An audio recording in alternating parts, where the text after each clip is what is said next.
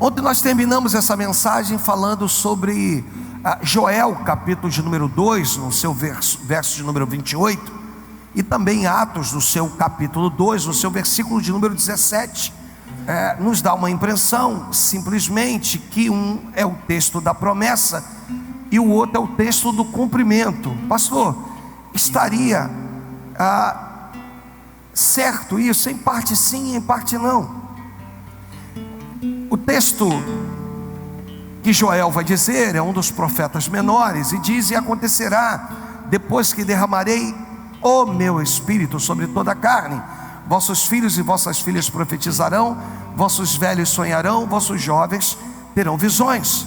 Atos 2,17 diz: e acontecerá nos últimos dias, diz o Senhor, que derramarei do meu espírito sobre toda a carne, vossos filhos e vossas filhas profetizarão, vossos jovens terão visões, e sonharão os vossos velhos.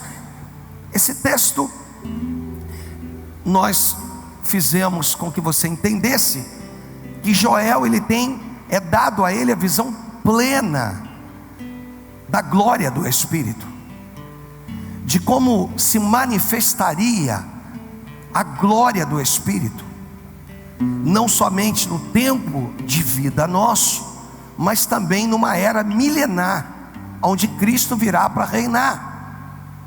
Então Deus dá a ele uma visão plena, Deus dá a ele a plenitude dessa visão.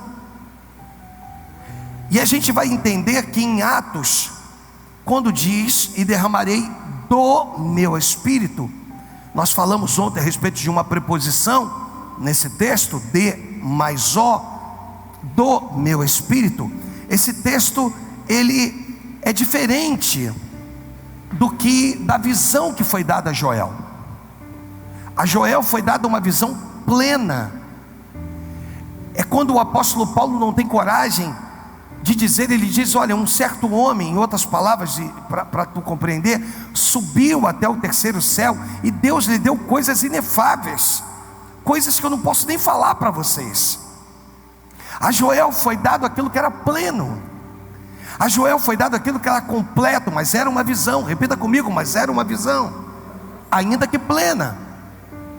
Em Atos já vai narrar que aqui o Senhor vai dar parte dessa visão, o cumprimento de parte dessa visão. E o texto diz: e acontecerá que nos últimos dias, diz o Senhor, derramarei do meu espírito sobre toda a carne. Parte da visão começa a partir da descida do Espírito Santo. Pastor, mas como que eu vou viver o pleno? Você vai viver o pleno se você morrer salvo. Você vai viver o pleno se a salvação alcançar a tua vida.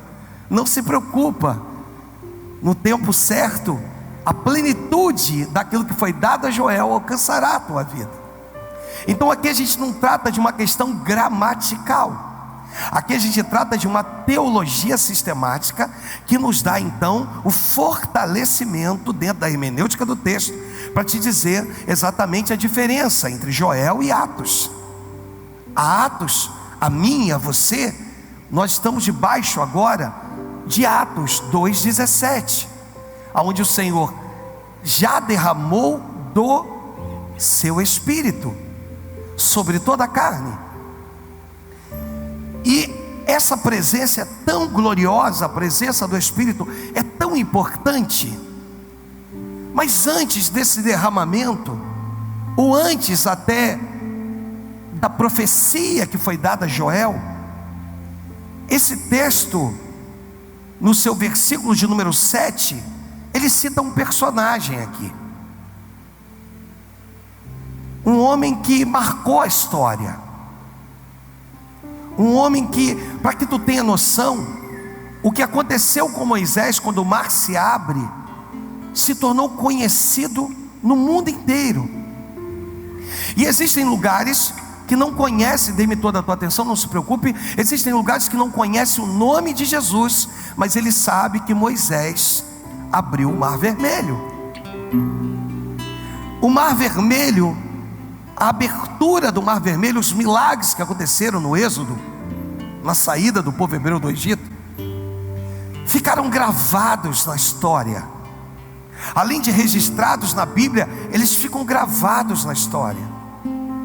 E Paulo aqui, movido pelo Espírito, ele vem no versículo 7 e diz: e se o ministério de morte, gravado com letras em pedras, está falando das tábuas, se revestiu de glória, ao ponto de que os filhos de Israel não puderam fitar a face de Moisés. Eles não podiam olhar a face de Moisés, porque a face de Moisés resplandecia. Moisés, quando descia do monte, e outra coisa, alguns vão dizer: ah, pastor, eu acho que Moisés descia do monte à noite. Negativo, Moisés descia do monte pela manhã, e as pessoas não podiam olhar para a face de Moisés. Eu contei um registro, eu contei de algo que aconteceu conosco lá no monte, no Cardoso Fontes. Estávamos lá orando, buscando, a canção era Agnus Dei, e estávamos ali louvando, com os nossos olhos fechados. De repente um dos nossos trabalhadores me tocou e disse: pastor, olha para o chão. Quando eu olhei para o chão, nós vimos tudo incandescente. Eu olhava, e todas as vezes que alguém me contava uma história parecida com essa, não é que eu virasse e dissesse para a pessoa o seguinte: olha, eu não acredito. Mas eu confesso que no meu íntimo eu dizia assim: ah, será? Numa hora dessa, somos como Tomé, nós só acreditamos se tocarmos, se vermos. E eu confesso que algumas dessas coisas eu dizia: ah, Senhor, se eu não ver, o Senhor me perdoa, mas não que eu esteja limitando o poder de Deus. E aquele dia foi um dia que eu lembro que nós pedíamos: Deus, nos dá um sinal nesse lugar. Me ajuda, Deus nos dá um? Deus nos dá um sinal nesse lugar. E o Senhor foi lá, e o trabalhador: pastor, olha para o chão. E nós éramos, eu acho que uns 5 ou 6, ou mais, talvez um pouquinho. Eu lembro que o Marcos Vinícius, hoje pastor, estava conosco também. Diácono Marcos estava conosco também.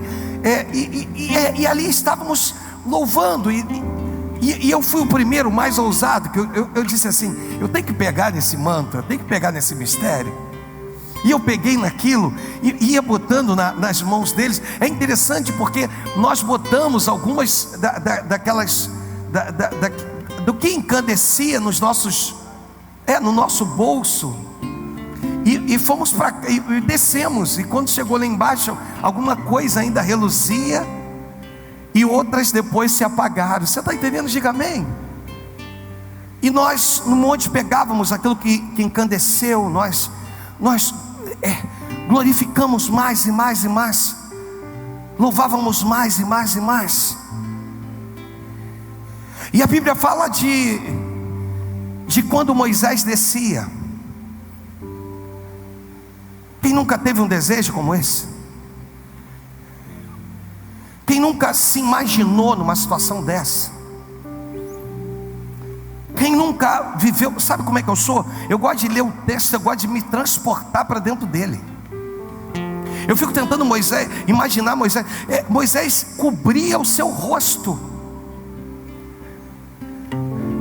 porque as pessoas não podiam olhar para o seu semblante. Resplandecia o semblante de Moisés, brilhava.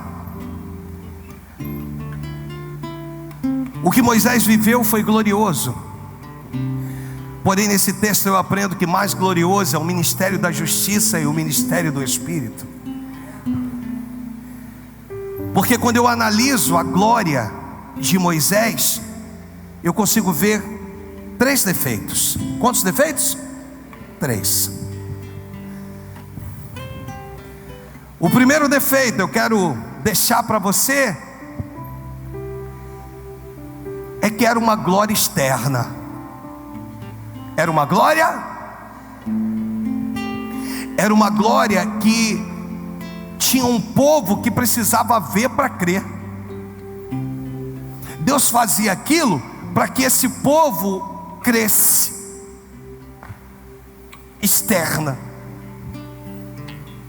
E E quando eu entendo essa questão dessa glória externa, o Espírito me leva à segunda epístola de Paulo aos Coríntios, no capítulo 4, no versículo 16. Ele me transporta. E aí o texto vai dizer assim, ó: por isso, me ajuda, não? Pelo contrário, mesmo contudo. Aí o versículo seguinte vai dizer assim: porque produz para nós, acima de toda, vamos, não atentando, mas porque as que se veem e as que não se veem, deixa nesse versículo para mim. Eu vejo 3 defeitos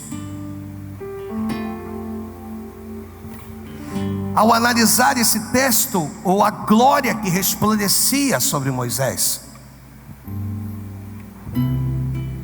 A segunda coisa que eu vejo é que ela não tinha poder de transformação. Acontecia tudo aquilo, mas não transformava ninguém.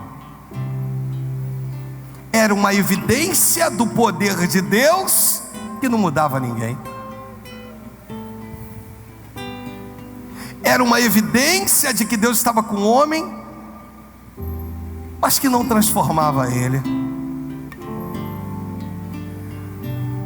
Terceiro defeito, se assim eu pudesse dizer, que eu vejo no texto.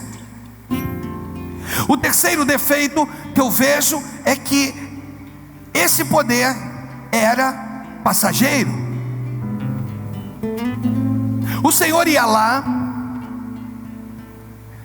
revestia Moisés, Moisés descia, o seu rosto resplandecia, todos viam, temiam o Senhor e também a liderança de Moisés por um tempo, mas depois o brilho ia embora, irmãos. Repita comigo: o Espírito quer fazer morada em mim. Repita comigo: o brilho que Ele tem para mim é de dentro para fora.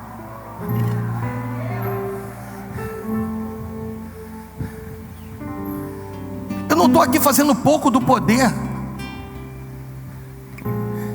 mas o Espírito, se tem uma coisa que em que Ele se manifesta de uma maneira esplendorosa, é quanto à sua presença. O poder é o arrepio que eu preciso sentir, o poder é o calafrio, o poder é qualquer coisa que eu preciso sentir para entender Deus. A presença é entender o Salmo 23, o seu versículo de número 1, onde o mais fiel ao original diz: o Senhor é o meu pastor, Ele não me faltará. Podem me faltar coisas, mas Ele não vai me faltar. Pode ser que eu não viva algumas coisas na minha vida, mas Ele não vai me faltar, porque Ele é o Senhor da minha vida, é o Senhor da tua. Então eu vi aqui 3 coisas. Primeiro, essa glória era externa. Segundo, ela não tinha o poder de transformação. Terceiro, ela era uma glória passageira. Depois que perdia-se o encanto, parece que todo mundo olhava e dizia: ah, agora é o mesmo Moisés de antes. Você está entendendo? Diga amém. E aí o tema da nossa meditação, eu quis deixar ele para agora, depois de falar de Moisés. Hoje eu quero falar da glória do Espírito. Deixa eu te dar pelo menos aqui, baseado também em 3 coisas para abençoar a tua vida. ela começa de dentro. A glória do Espírito. E nós lemos o apóstolo Paulo dizendo que ainda que o meu homem exterior se corrompa, todavia o meu homem interior será renovado pelo poder do Espírito.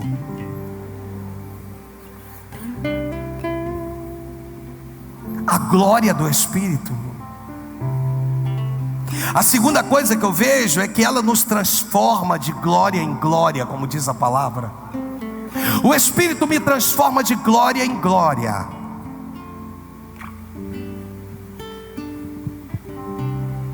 Ele habita e vem fazendo uma transformação diária no meu cotidiano. Ele habita e vem, sabe, e vem trabalhando comigo. Ele não trabalha sozinho, ele trabalha comigo. Porque se há uma luta entre carne e espírito, e se eu der vazão à carne, o espírito fica de fora. Mas se eu der vazão ao meu espírito, o espírito do Pai se liga ao meu espírito.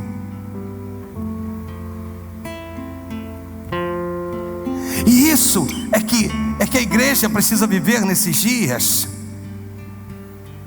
A terceira coisa é que essa glória não é passageira. O intuito do Espírito Santo é fazer morada em nós. Um Espírito glorioso que tem prazer de trabalhar nas nossas vidas. Eu anotei aqui: nesses dias Deus quer te fazer valorizar mais as coisas internas geradas pelo Espírito. Transformações aqui dentro, ó, ninguém sabe, mas Deus sabe. Ninguém vê, mas Deus vê. Porque são essas transformações aqui dentro que nos fazem ser externamente seres melhores, tomados pelo Espírito. Você está entendendo? Diga amém. De pegar os nossos jovens e compromissá-los eles com o reino. De que quando falarmos, ou que eles ouvirem um exemplo. Quero dar um exemplo: sexo antes do casamento é pecado. Pode cometer, mas é pecado. E a gente orientar que existe um Espírito que trabalha de dentro para fora, que trabalha no interior e que te acompanha. A Bíblia diz que os olhos do Senhor estão em todos os lugares. Botei no plural. Os seus olhos estão em todos os lugares. Mas como que Ele se manifesta em todos os lugares? Através do Espírito. Ele te vê quando ninguém te vê. Ele está contigo quando ninguém está. Ele te olha quando ninguém pode te olhar. Espírito. E esse texto mostra a glória do Espírito. Nesse texto a gente aprende, versículo 7 do capítulo 3, segunda Coríntios, vai dizer: e se o ministério da morte, gravado com letras em pedras, se revestiu de glória, ao ponto dos filhos de Israel não poderem fitar os olhos em Moisés. Versículo 8: como não será de maior glória o ministério do Espírito? Esses dias Deus não te separou para vir aqui para que tu seja a mesma pessoa depois desses dias. Esses dias Deus te tomou, te parou para Ele poder te transformar. Eu falo sobre isso e falo com toda a sinceridade do meu coração. Se tem uma coisa que eu aprendi, mesmo quando pastor, é que Deus continua nos lapidando da mesma maneira. Quantas vezes somos como vaso na mão do oleiro? É certo que de vez em quando eu acho que eu vou brincar aqui. É certo que de vez em quando eu acho que comigo Deus pega um pouquinho pesado. Parece que com um membro o Senhor vai lá, pega o vaso sobre uma roda e Ele modela. Às vezes eu acho que comigo o Senhor tem um pouquinho de impaciência. Tu está entendendo? E Ele, cara, já tentei fazer, Ele não entendeu. Mas não vou desistir dele não, mas...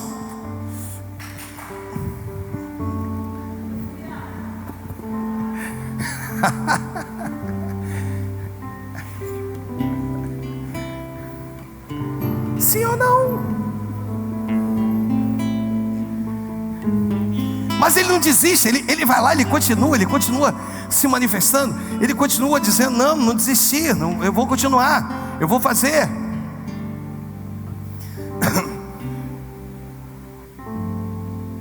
Nós temos algumas linguagens de expressão para os cultos cariocas. E, inclusive, nessa linguagem de expressão é uma que eu não gosto.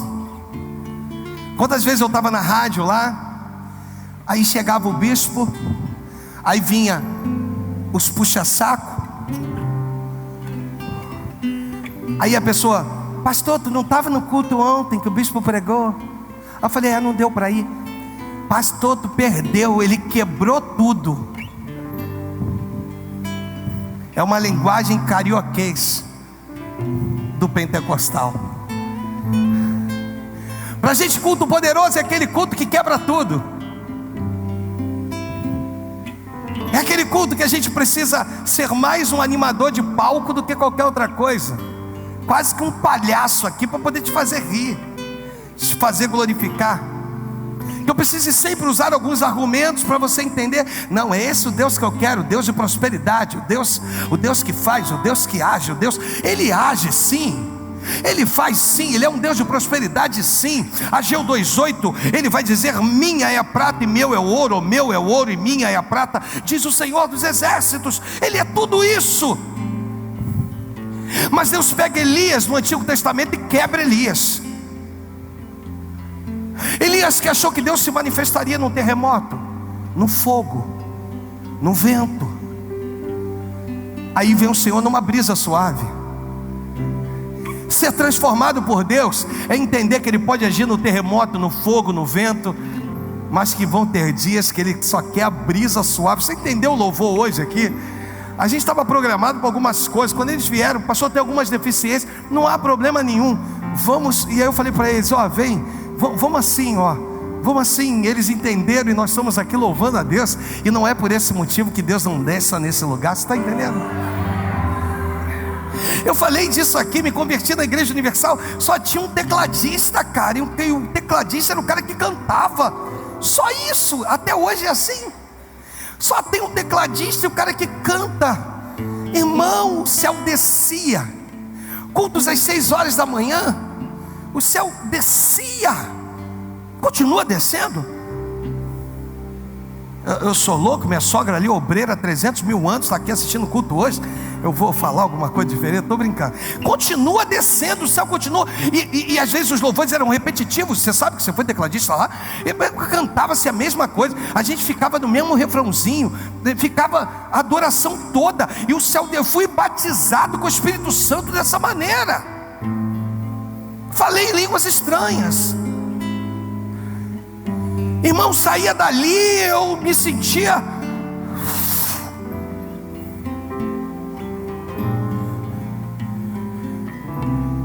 O culto bom não é aquele que quebra tudo.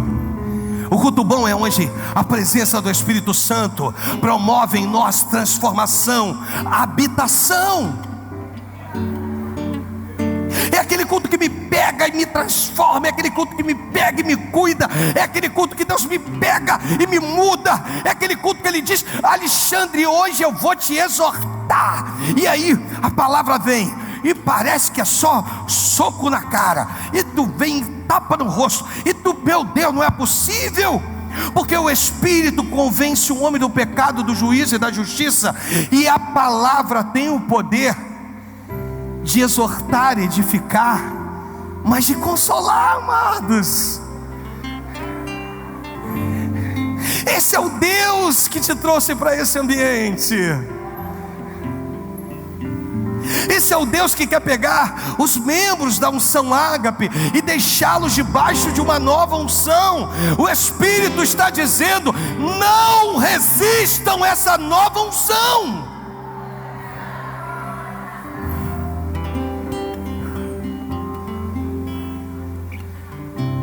fiqueis firme, esperem em Jerusalém, recebam dessa nova unção transformadora. E para ti, ó líder desse ministério, saiba que tu também está incluído em tudo isso. E Deus vai nos pegando, Ele vai trabalhando, eu estou terminando a minha mensagem, Ele vai fazendo tudo isso. E Cristo vem para isso. Cristo vem para quê, pastor? Cristo vem com essa árdua incumbência de poder tirar aqueles valores de poder que tinha que usar um só, e depois que esse um só perdia o seu brilho, acabava a devoção, acabava a adoração, acabava tudo. Cristo vem, faz ali, elabora o seu processo ministerial de uma forma simples, mas com palavras árduas muitas das vezes, preparando-nos para o Espírito Santo. No Evangelho de Mateus, no capítulo 17, no versículo de número 1, e eu já caminho, e agora estou caminhando para o fim mesmo. Eu acho que hoje vai ser o dia que você vai embora mais cedo de todos os outros, mas cheio do Espírito. Você crê nisso? Diga amém. Irmãos, enquanto eu ministro aqui, eu sinto Deus aqui de uma maneira que você não tem noção. Eu sinto Deus aqui, sabe? A impressão que eu tenho é que, sabe, é como se eu falo isso algumas vezes, é como se eu fosse pastor há meses atrás, que eu tivesse cheio da presença de Deus, sabe? É o ponto de explodir nesse lugar, é o ponto, sabe, aquele menino que se encanta com tudo, que lê um texto e se encanta com aquilo, lê uma palavra e se encanta com tudo aquilo. Você entende isso? Diga amém, por favor. E esse texto ele vai dizer que 6 dias depois, me ajuda, tomou Jesus consigo e aos irmãos Tiago e João, e os levou em particular, me ajuda, e foi transfigurado diante deles.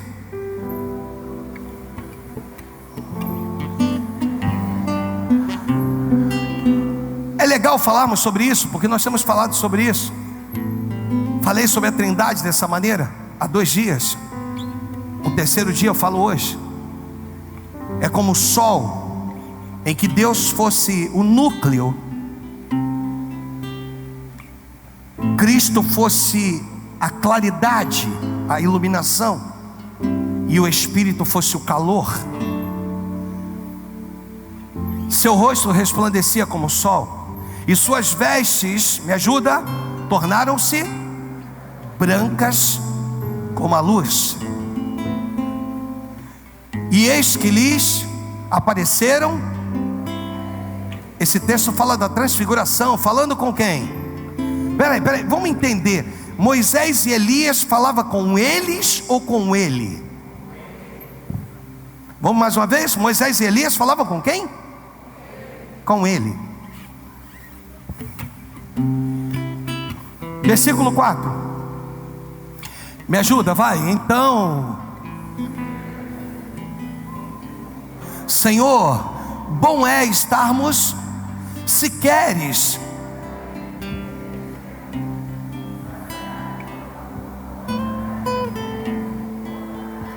em outras palavras, de nós, Senhor, não precisa se preocupar não, a gente fica no relento mesmo. Olha para o pastor. Será que tu não entendeu?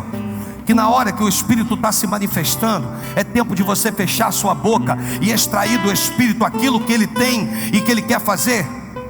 Será que você não compreendeu que durante esses dias não são dias fáceis, mas são dias de fecharmos a nossa boca, porque o Espírito quer se manifestar, e às vezes tu abre a tua boca na hora errada, tu fala o que não tem que ser dito, e você atrapalha o Espírito, ou você atrapalha a manifestação do Espírito Santo de Deus. Será que a gente não pode entender isso hoje? A transfiguração Jesus leva, mas Moisés e Elias falam com ele, fala com Cristo. Ali é Cristo, Moisés e Elias e aqueles que participavam de toda aquela festa. Nós somos co-participantes com Cristo, nós somos co-herdeiros com Cristo. E o Senhor está dizendo: eu quero me manifestar, mas os meus não entendem isso. Eu quero fazer, mas eles não compreendem isso.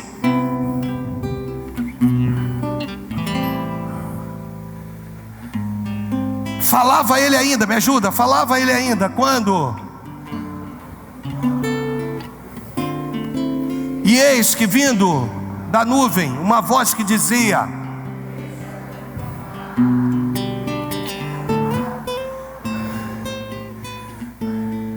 ouvindo-a, os discípulos caíram de bruços e tomados de grande medo, com toda certeza. Aí Jesus se aproxima deles, toca a eles, dizendo: erguei-vos e não. Aí o versículo, olha o que diz o último versículo que eu quero ler. Então eles,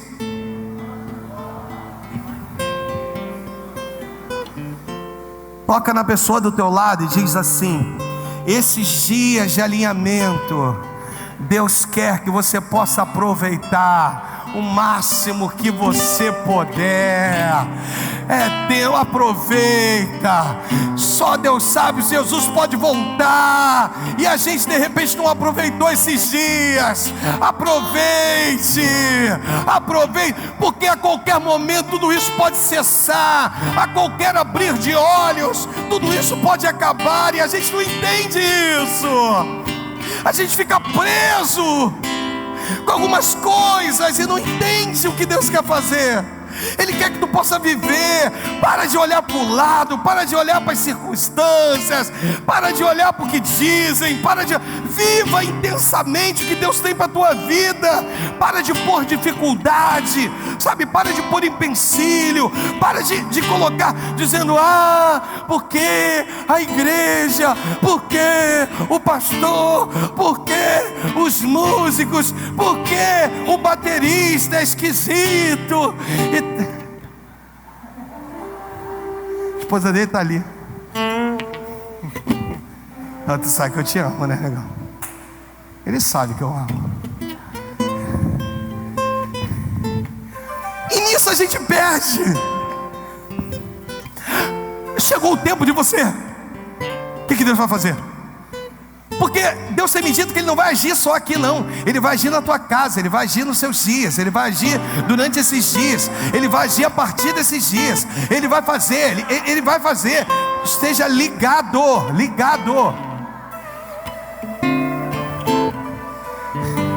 Aí você entendeu?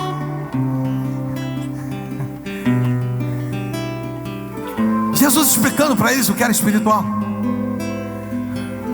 E aí Cristo, deixa eu repetir de novo, por isso Cristo veio.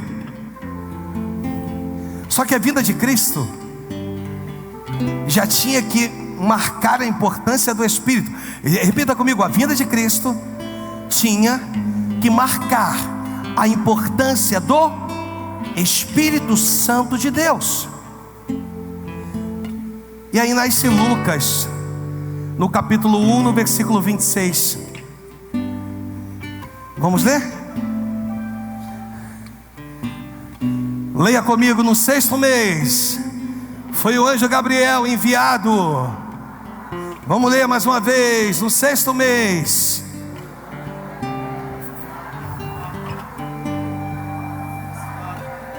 chamada a uma virgem, desposada com certo homem da casa de Davi, cujo nome era, a virgem se chamava Maria. E entrando o anjo, me ajuda, onde ela estava, disse: alegra-te, muito favorecida, o Senhor. Ela não entende, ela porém, ao ouvir esta palavra, perturbou-se muito, pôs-se a pensar no que significaria essa saudação. Mas o anjo lhe disse: me ajuda, porque achaste, versículo 31, eis que e dará luz a quem chamarás pelo nome de Jesus. Este será, leia com a tua voz forte: este será Filho do Altíssimo Deus, o Senhor lhe dará o trono de Davi seu pai. Ele reinará, e o seu reinado. Então disse Maria ao anjo: como será isto? Como será isto? Pois não tenho relação com homem algum. Respondeu-lhe o anjo.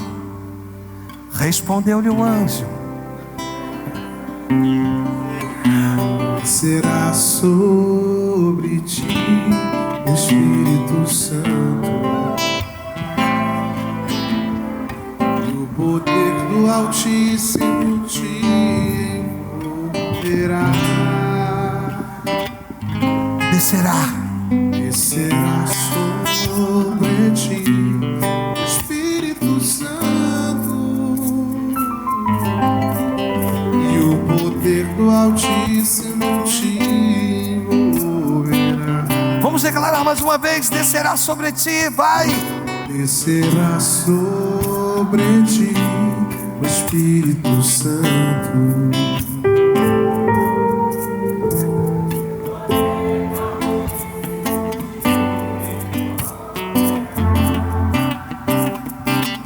descerá sobre ti. Descerá sobre ti o Espírito Santo, e o poder do Altíssimo te envolverá. O texto diz: descerá sobre ti o Espírito Santo, e o poder do Altíssimo te envolverá com a sua sombra. Por isso também ente santo que há de nascer será chamado Filho de Deus. Cristo vem para acertar essa questão em que o povo estava acostumado com esse poder, com essas manifestações que não geravam mudança nem transformação. E o Espírito então se manifesta, mostrando para Maria: olha, Maria, o que o Espírito vai fazer de dentro para fora. Ele virá. Inicialmente você só estará debaixo de uma palavra, e com o tempo você vai ver o fruto dessa palavra germinando até nascer em você. Esse é o Espírito que te chamou aqui. Essa é a glória do Espírito Santo. Esse é o poder glorioso do Espírito Santo. É um poder de fazer morada em mim, fazer morada em você. É um poder de me transformar, de me lapidar. É um poder de eu dizer para Ele: Senhor, eu sou assim, mas eu sei que essa maneira que eu sou não te agrada.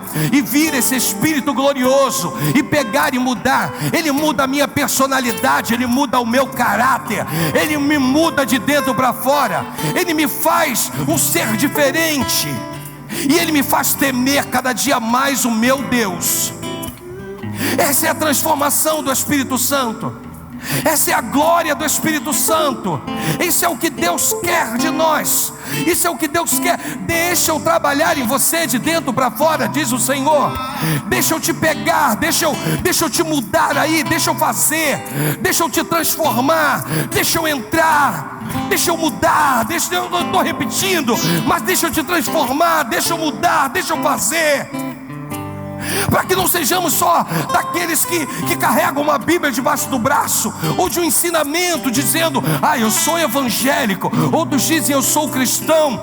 Que você possa dizer a partir de hoje: eu sou cheio do Espírito Santo de Deus. Eu sou cheio da presença de Deus. E que essa presença entre, que ela inunde a tua vida.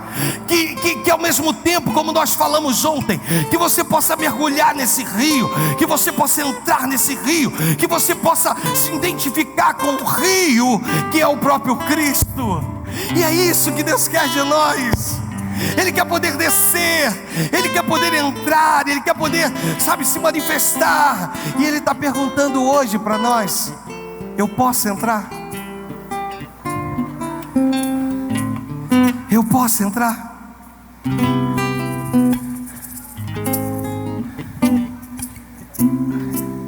Nós cantamos ontem um carpinteiro, sobre um Cristo que bate a porta. Baseado em Apocalipse capítulo 3, verso número 20. Que está batendo a porta hoje. Batendo a porta do meu coração, batendo a porta. Coloca essa letra pra gente, por favor. Batendo a porta. Nesses dias eu quero estar cheio da glória de Deus. Nesses dias eu quero poder me permitir que Deus me marque de uma maneira.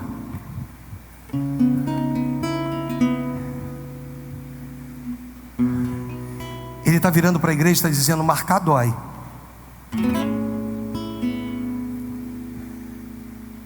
Ser marcado por Deus dói, não é simples.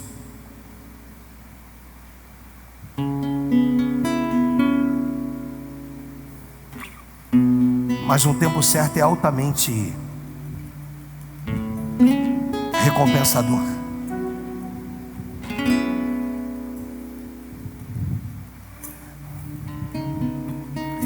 Eu não posso ser conhecido como o boa praça. Eu não quero ser conhecido como o bom marido, o bom pai.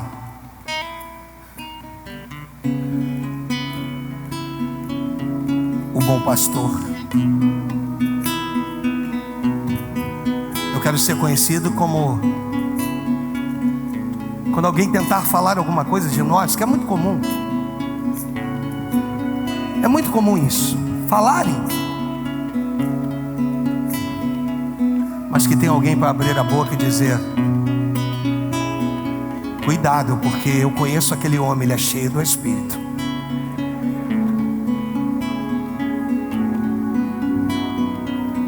E se a pessoa insistir e dizer: mas ele tem defeito, aí você vai dizer: tem.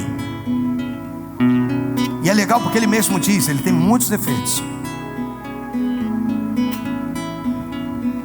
mas é cheio do Espírito. Deixa eu repetir isso: eu não quero ser conhecido como um bom pai. Deixa a letra. Não quero ser conhecido como um bom pai, como um bom marido, como um bom pastor, mas como um homem sem nomenclatura. Quantas vezes Paulo, é interessante que Paulo brigava pelo seu apostolado quando ele estava diante dos apóstolos. Quando ele estava diante dos servos, ele dizia: eu, Paulo, prisioneiro de Cristo. Olha que coisa. Diante dos servos ele precisava ser conhecido como servo e prisioneiro de Cristo, lhe era necessário o suficiente. Deus quer pegar você hoje, quer poder dizer: se tu me permitir, eu entro, eu transformo, eu mudo. Agora, ou eu entro para fazer morada, ou eu fico do lado de fora. Porque se não for para fazer morada, eu fico aqui fora. Como Ele conhece todas as coisas, me conhece e te conhece, de repente esse é o motivo que Ele ainda não entrou. Pastor, eu possuo alguns vícios. Deixa o Espírito entrar, porque Ele vai te tratar de dentro para fora. Pastor, eu tenho alguns traumas aqui na minha alma, só eu e Deus, só nós sabemos. Deixa o Espírito entrar, porque Ele vai tratar isso aí em você. Mas Ele diz: eu quero entrar se for para fazer habitação. Diga a eles, Alexandre, se for para fazer habitação, eu entro. Você está entendendo? Diga amém. O convite que eu quero te fazer a ficar de pé é, primeiro, se você desejar, é esquecer de quem está ao seu lado não importa quem seja.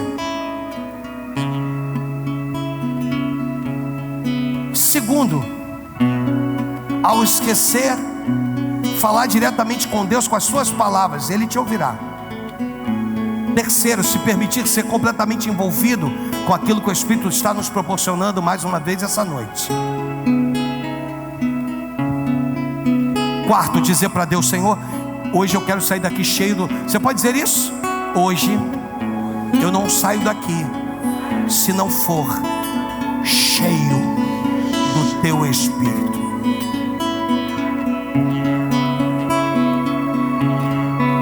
Você está entendendo? Diga amém.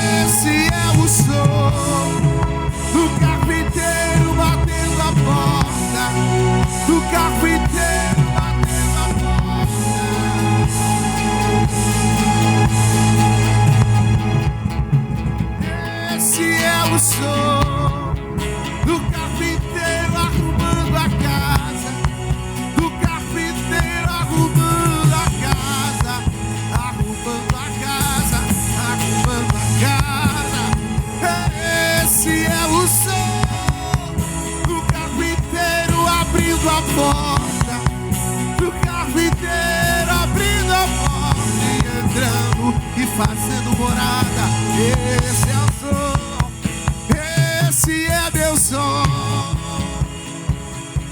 Hey, hey.